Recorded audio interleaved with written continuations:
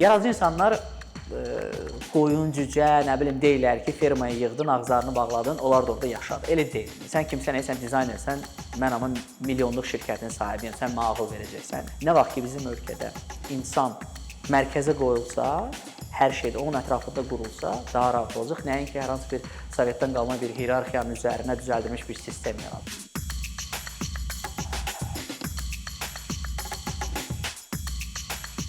Biraz sən dizayn sahəsində kifayət qədər qısa müddətdə ad-san qazanmış azərbaycanlılardan birisən. Yəni həm lokal bazarda, həm də xarici bazara çıxa bilən az saylı dizaynlərimizdən birisən. Və bilirəm ki, sən bu sahəyə çox təsadüfən gəlmisən. Sənə bir iddian, belə planın olmayıb, hətta təhsilin də olmayıb. Mənim maraqlıdır ki, bu necə baş verdi? Çünki çoxlar üçün bu böyük bir hazırlıq tələb edən sahə kimi görünür. Və hal-hazırda nə işlə məşğulsan? Bunu zəhmət olmasa mənə deyərdin. Təsadüfi gəlməyim çox yaxşı qeyd elədin. Çünki mən futbol üstəgəldə işləyirdim o vaxt və bizim dizaynerimizlə aramda olan yaradıcı, yəni səhifənin verskası deyirlər ona, el arasında, yəni səhifənin tərtibatı ilə bağlı balaca bir mübahisə yaranmışdı. Mən onun elədiyini bəyənmirdim deyə. O da axırda mənə dedi ki, mən bəyənmirsənsə özün elə. Mən də onun acığına düşüb özüm başladım öyrənməyə ki, mən özüm öz dizaynımı eləyim, səhifənin dizaynını.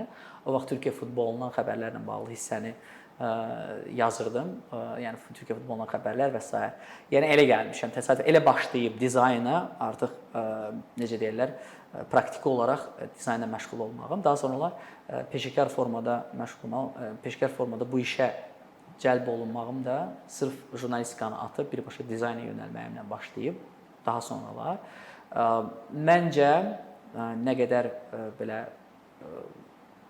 hörmətsizlik kimi qəbul eləməsin heç kim, dizayn işi ilə məşğul olan və bu işdə 4 ilini xərcləyən, belə deyək, universitet oxuyan uşaqlar və yaxud da daha sonra məşğul olanlar. Dizayn elə bir sahədir ki, orada əsas önəmli olan nəzəriyyə yox, təcrübədir. Və təcrübə ilə hər şeyi yəni özündə alışdıra bilirsən. Bir adətə çevirə bilirsən, o dizayn adətinə çevirə bilirsən. Bu da çox önəmlidir məncə.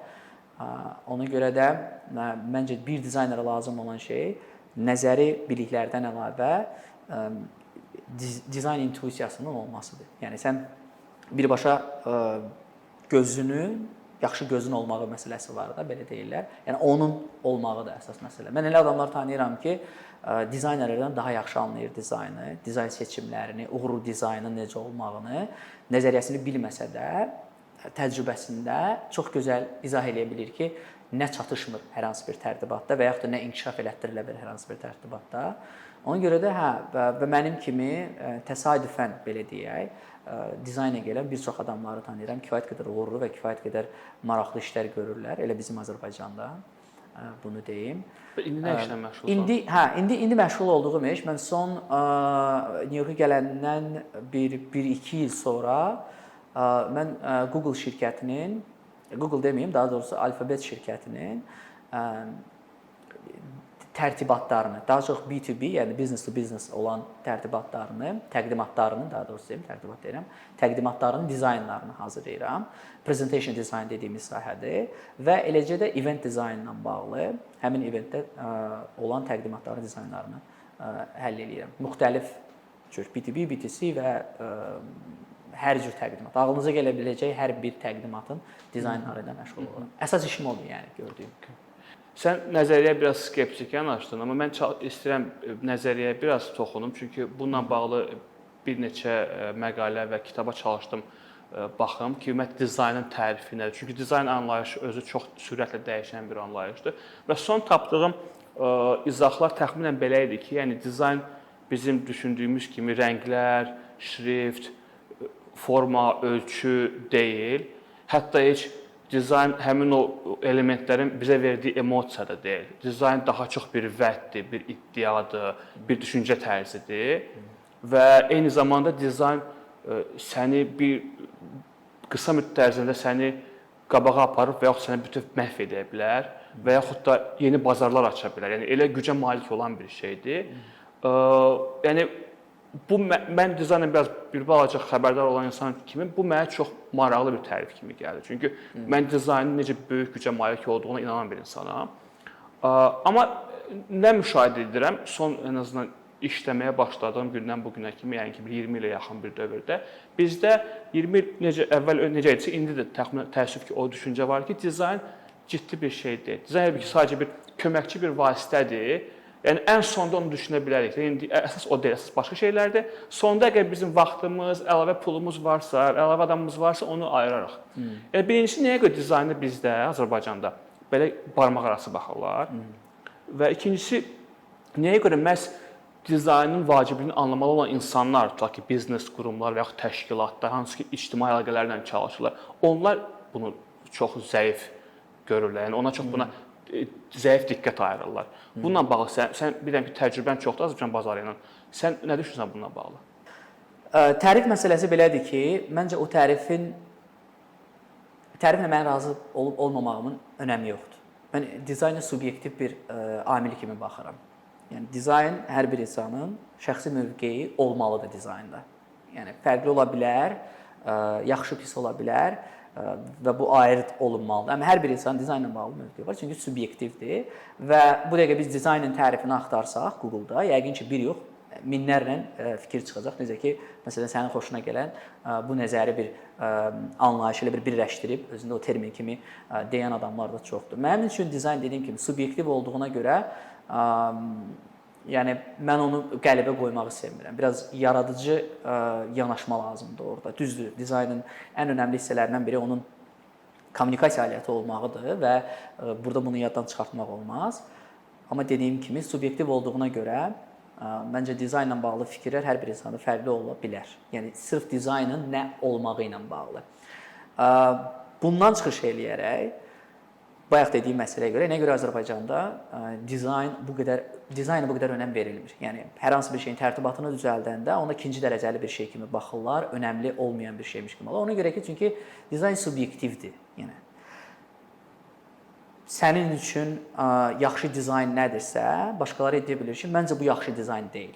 Yəni elə bir sahədir ki, hər bir insanın bunun haqqında fikri var. Hər bir insan necə ki, məsələn, istənilən yaradıcı sahədə bununla qarşılaşırıq biz. Kino sahəsində bu işin peşəkar olmayan adamların ciddi fikir irəli sürmələri, tənqidləri, eləcə də musiqi sahəsində bu işi peşəkar bilməyənləri, eləcə də rəssamlıq və ədəbiyyat və də dizayn. Yəni dizaynda da bu var. Bizdə də insanlar yəni öz fikrini məncə belə deyim, yumşaq desək, yəni özündə saxlamır. Rahat deyə bilir və təəssüf ki, bir çox marketinq sahəsində, yəni işləyən adamlar da məncə mənlə razılaşar. Bir çox şirkətlər, yəni dizayneri işə götürən adamlar, yəni dizaynin sifarişçilərinin çoxu öz fikirlərini hər şeydən qabağa qoyur. Məsələn, adam baxır, deyir ki, sən kimsən, sən dizaynersən, mən amma milyonluq şirkətin sahibiyəm, sən mənə ağıl verəcəksən. Yəni bu cür problem məncə hər sahədə var, tək dizaynda yox. Məncə bizim problemimiz sırf dizaynla yox, bu cür düşüncənin olmağıyla bağlıdır. Bu cür düşüncələr düzələndən sonra dizayna və dizaynerlərə, eləcə də dizaynın önəminə rol da dəyişəcək. Yəni daha doğrusu vacibliyinə diqqət də dəyişəcək. Bayaqki nəzəriyyə mövzusuna uyğun sualın davamı olaraq bir şey demək istəyirdim sənə. Elə oxuduğum məqalələrin birində tanınmış bir dizayn üzrə akademik var, Richard Buchanan. O dizayn düşüncəsini 4 hissəyə bölmüşdü. Mənə çox maraqlı gəldi o. Və birincisi, ikincisi hamımızın bildiyi bu birinci qrafik dizayndır, yəni görüntü, rənglər, bununla bağlı istiqamətdir, hansı ki biz gündəlik həyatda rastlaşdığımız bu reklamlarda və s. İkincisi materiallar, yəni əşyaların dizaynı. Bu da prinsipcə bildiyimiz bir sahədir. Tutaq ki də, yəni misal olaraq Apple məhsulları, telefonların dizaynı, hansısa gadgetlərin və yaxud da nə bilim mebelin dizaynı və yaxud da nəyisə dizaynı, produkt dizayn dediyimiz sahə. Bu iki sahəni çox adam bilir. Amma 3 və 4-cü kateqoriyalar mənə çox maraqlı gəldi. 3-cü kateqoriya bu tədbirlər və bütövlükdə fəaliyyətlərdir. Yəni demək istəyir ki, burada tutaq ki, məsələn, dükana girəndə belə alıcıların hara getməyindən tutmuş, böyük bir parkın dizaynına qədər, memarlığa qədər olan bir sahədir. Bu da aydındır. Və 4-cü istiqamətdə ümumiyyətlə ətraf mühit, yəni artıq böyük şəhərlərin, böyük parkların qurulması, yəni o qədər böyük bir istiqamətə, o böyük bir sahəyə istiqamətlənmiş bir fəaliyyət növü və düşüncə tərzidir. Yəni bu mənə düşündürür əslində. Mən başa düşdüm ki, yəni biz bəlkə də gərək həmin o qrafik və material düşüncədə biraz kənara çıxaq, dizayna daha böyük bir müstəvidə yanaşaq. Bu mənada baxanda anlayırsan ki, dizayn düşüncə tərzi, yəni sən hüquqşünas olsan da belə, sən tutaq ki, mühasib olsan da belə, hansı ki, ənənəvi olaraq hesab olunur ki, ən darıxdırıcı sahələrdir. Çünki o daha bürokratik sahəyə bənzər. Amma orada belə sənin qurduğun fəaliyyət belə, bunu dizayn etməyin belə, necə tutaq ki, sənədlər necə qurulmalıdır, iş necə aparılmalıdır, bu arada sən dizayn düşüncəyə malik olduğu göstərir. Və nəticə itibarilə bu düşüncə sənin şirkətinə gəlir gətirə bilər və yaxud da ölkədə hansısa ictimai xidmətin təminatında effektivliyə gətirib çıxara bilər, daha az pul xərcləyə bilər dövlət və yaxud daha çox insana xidmət göstərə bilər. Yəni bu düşüncə tərzinin verdiyi nəticə çox sayda insana birbaşa təsir edə bilər. Mənə o maraqlıdır ki, yəni o bayaqki sual, o barmaqarası baxmaqla bağlı dizayn düşüncəyə daha böyük diqqət ayırmaqla müqayisə etməyə çalışıram. Çünki mən düşünürəm ki, biz dizayn düşüncəsinə çox diqqət ayırsaq, uşaqlarda, tələbələrdə, hətta şirkətlərin və təşkilatlarda bu ölkə olaraq bizə çox səmərəliliyə gətirib çıxara bilər. Yəni birincisi dizayn adi qrafik dizayn deyil, dizayn daha genişdir.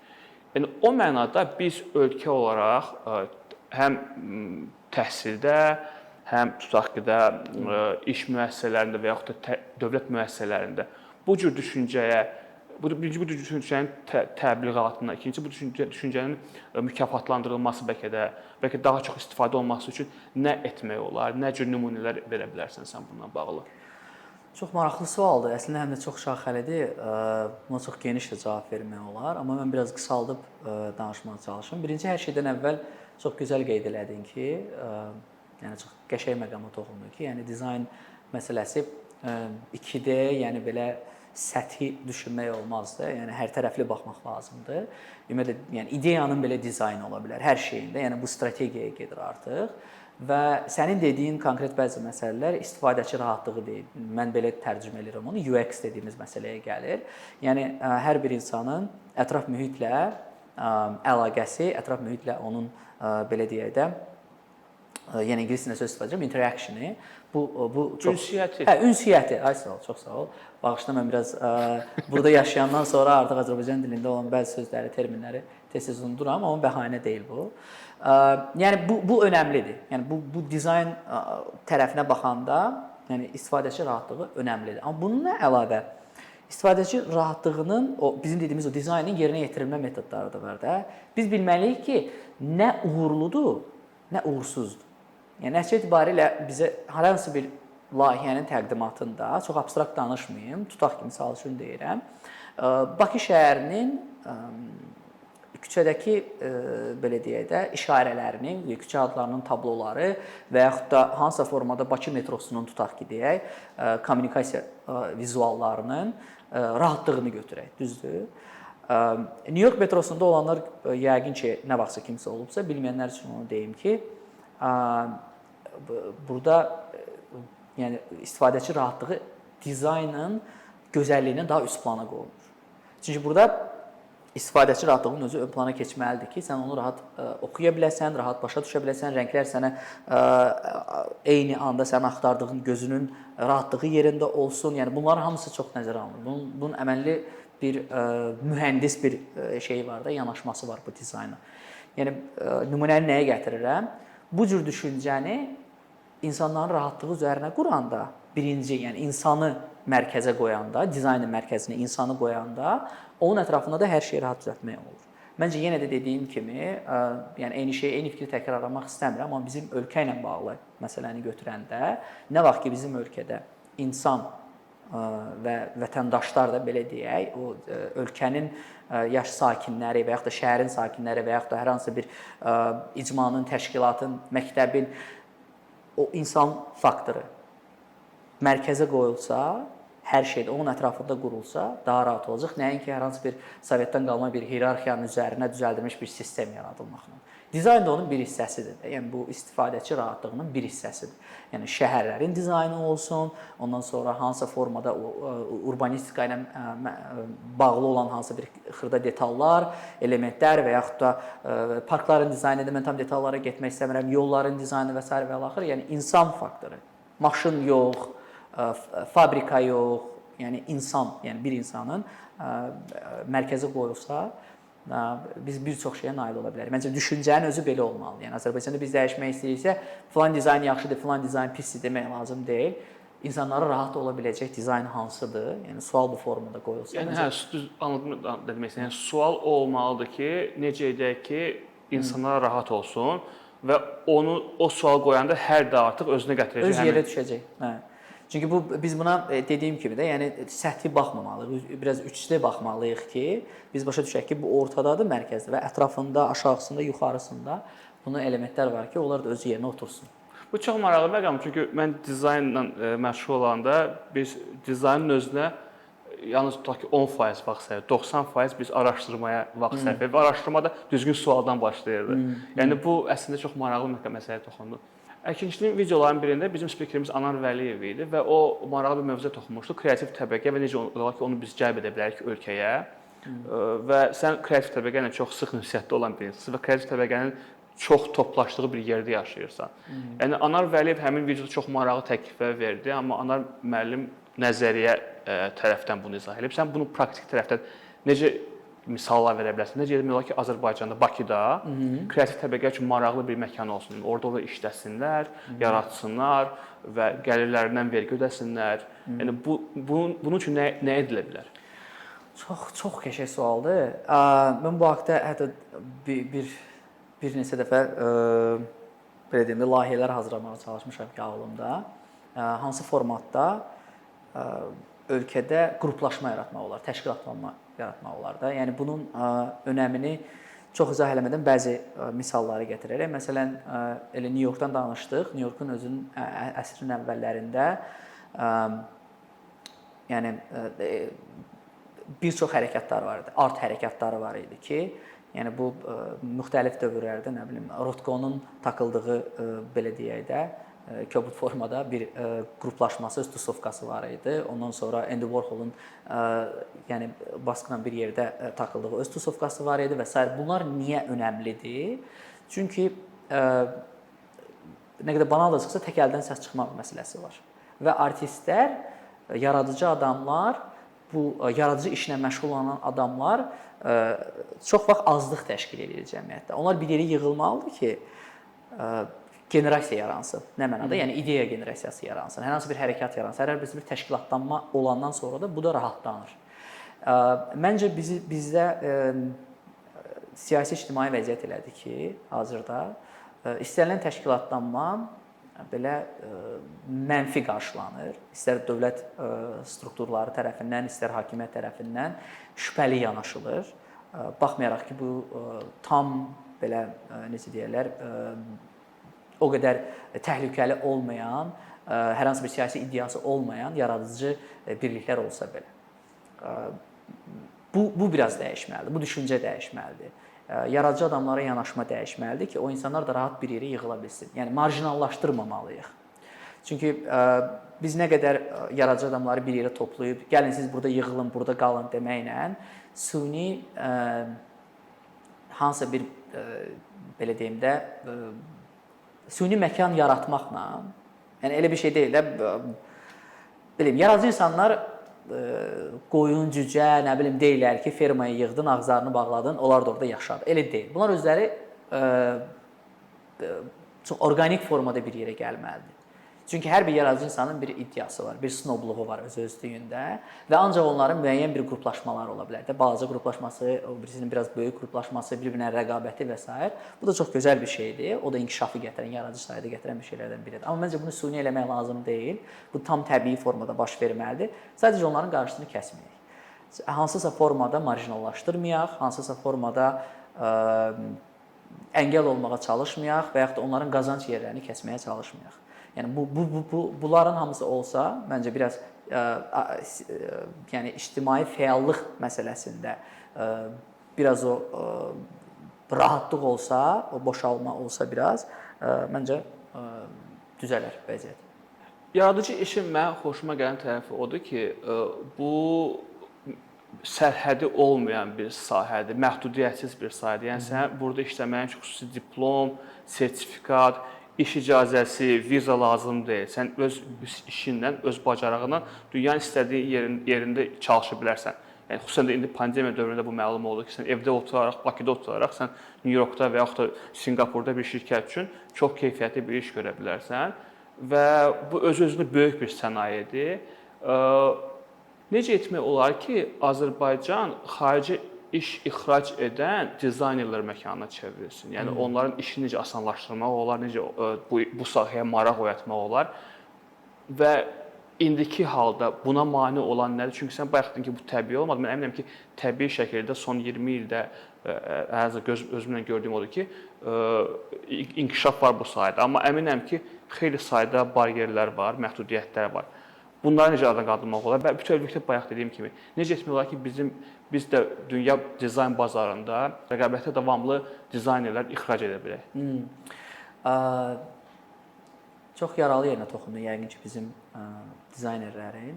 Həqiqətən də bu həvəsdə olan, bu iddiada olan bir çox dizaynerlər tanıyıram ki, çox çalışırlar ki, xarici, belə deyək, bazarlara iş görsün. Amma bunun əlavə biz nəzərdə saxlamalıyıq ki, artıq sistem dəyişib. Yəni dizayn anlayışı, dizaynerlərin işləmə prinsipi dəyişib də. Yəni klassik reklam agentliyi, Azərbaycan reklam agentliyi var. O reklam agentliyinə hardansa sifariş gəlir, o işi görür, dizayner də o işi görür, o işin bir hissəsini görür, deyil. Artıq bu sistem biraz dəyişib.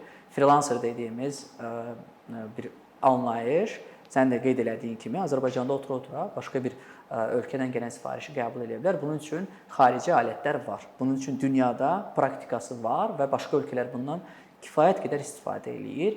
İstər Şərqi Avropa ölkələri olsun, istər yəni Asiya ölkələrində yaşayan dizaynerlər olsun, istərsə də yəni Amerikada yaşayan hansısa bir dizayner olsun ki, həm daxili, həm də xarici bazara rahatlıqla işləyə bilirlər. Heç bir ortada reklam agentliyi və yaxud da hansısa bir agentlik, hansısa bir təşkilat olmadan, hansısa bir belə deyim, şirkət olmadan rahatlıqla işləyə bilirlər.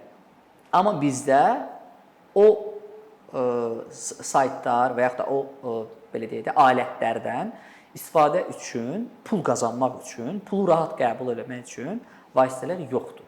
Yəni məncə bu necə olmalıdır? Hər şeydən əvvəl Azərbaycanda onlayn ödənişlər sadələşdirməlidir, dəhşət sadələşdirməlidir. Biraz buraxılmalıdır da, rahatlaşdırılmalıdır.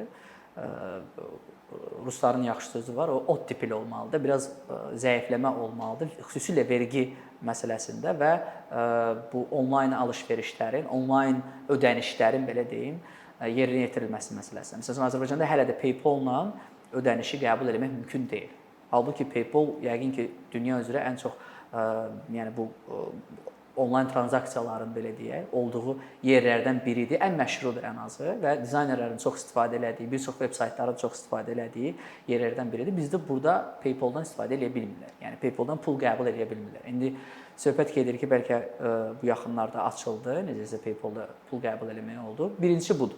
Yəni bu alətlər rahatlanmalıdır. Yəni dövlətin özü yenə də qayıdaraq, yəni ona qayıdaram, dövlət strukturlarının özü rahatlaşdırılmalıdır bu. Bu şərtləri asanlaşdırmalıdır. İkinci, vergi imtiyazları.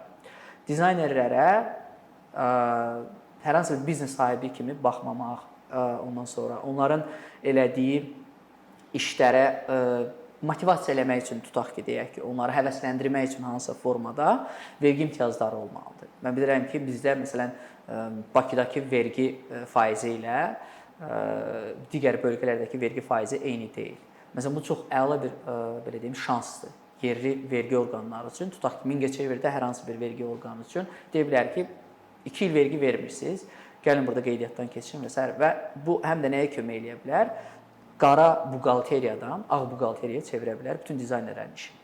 Yəni bu yəqin ki, heç kimə sir deyil ki, Azərbaycanda 99% dizayn işi ilə məşğul olanların çoxu, yəni qara buğalteriyadan istifadə eləyir, vergi hesabatını heç ora salmır, çox cüzi miqdarda və bu da vergidən yayınmaya gətirib çıxardır. Niyə?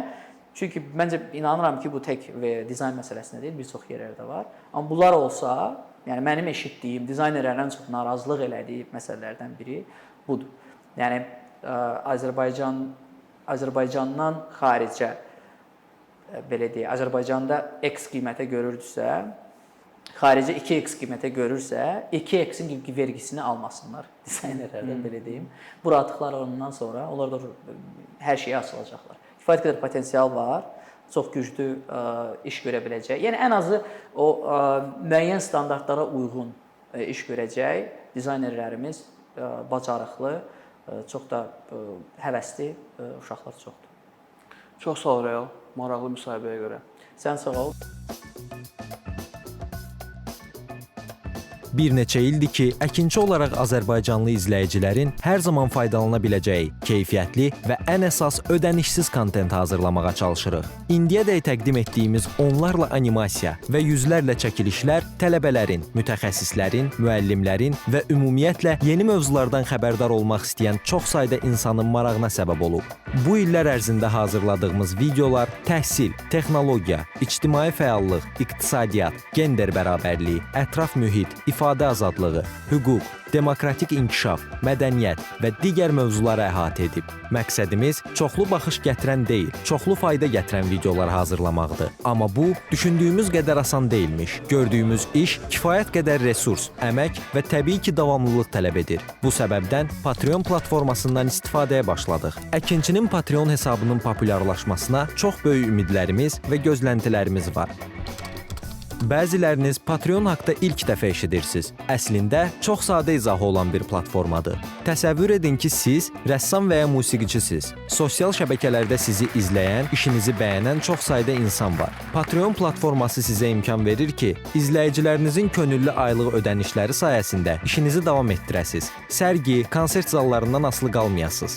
Amma bu, təkcə rəssam və musiqiçilərə aid deyil. Məsələn, əkinçiyə bənzər fəaliyyətlə məşğul olan bəzi layihələrin 10 minlərlə patronu var. Biz də düşündük ki, nə üçün əkinçinin Patreon hesabı olmasın? Sizin dəstəyiniz sayəsində biz daha çox və daha keyfiyyətli kontent yaratmağa davam edə biləcəyik. Amma bu dəstək yalnız maddi dəstək deyil. Dəstəkçilərimizin sayının artması gördüyümüz işlərin faydalı olduğuna dair əminlik verir.